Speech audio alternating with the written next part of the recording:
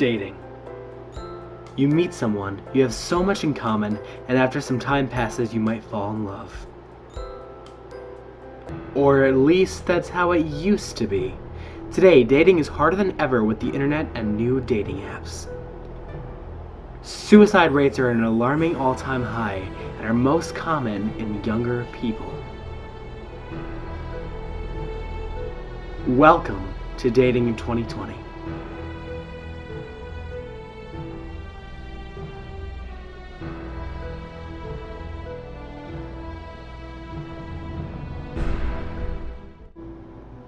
After repeatedly deleting and re-downloading Tinder, I kept matching with this guy.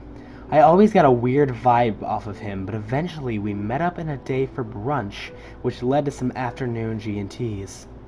We had a good chat and he was so hot.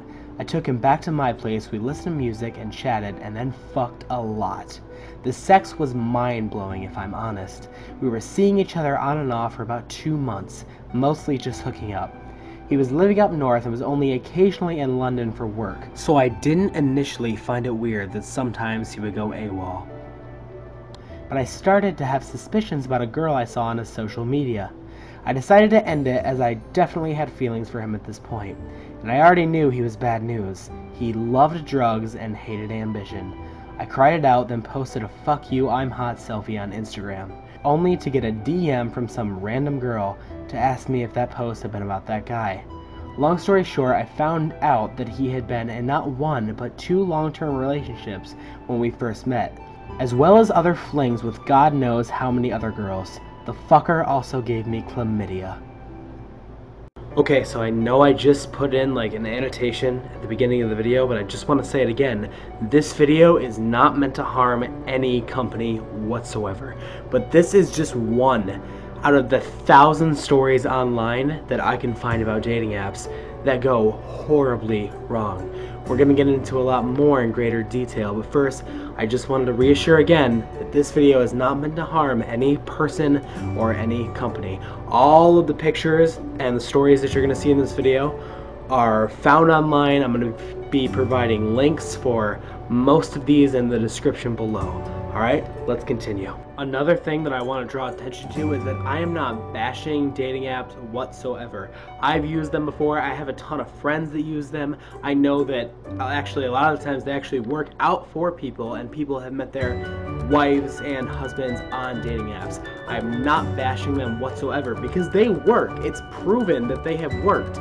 I am just trying to draw attention to the horror stories that have happened because of dating apps and the challenges that we are facing dating in this new day and age with all this advanced technology in 2020. Just wanted to clear that up. Let's go. I went on a Tinder date a couple months ago on a Sunday afternoon. Met up with the guy around 3. He had a really good energy and was funny and complimentary. The place we wanted to go to had a long line, so we went to another restaurant on the water for a drink and appetizers. He started slamming down Mai Tais. I had 1. He had 3. They were strong. Like, I was tipsy, borderline drunk off 1. The bar had a 2 Mai Tai per person limit, but he found another bartender to get his 3rd.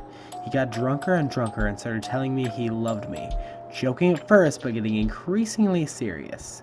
As we left, he asked me to marry him. I kind of laughed it off and was like, maybe we take it slow. We just met each other. He got so mad he stormed off and left me on the street corner. Then as soon as he got home, it was around 5 p.m., he started texting me, "Come over and I miss you." Here's a few safety tips for when you're on Tinder. Don't meet up right away. Don't share personal information. Always meet in a public place.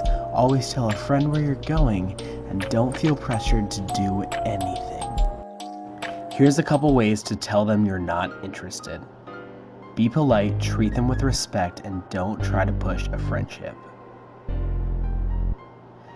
And text them as a last resort.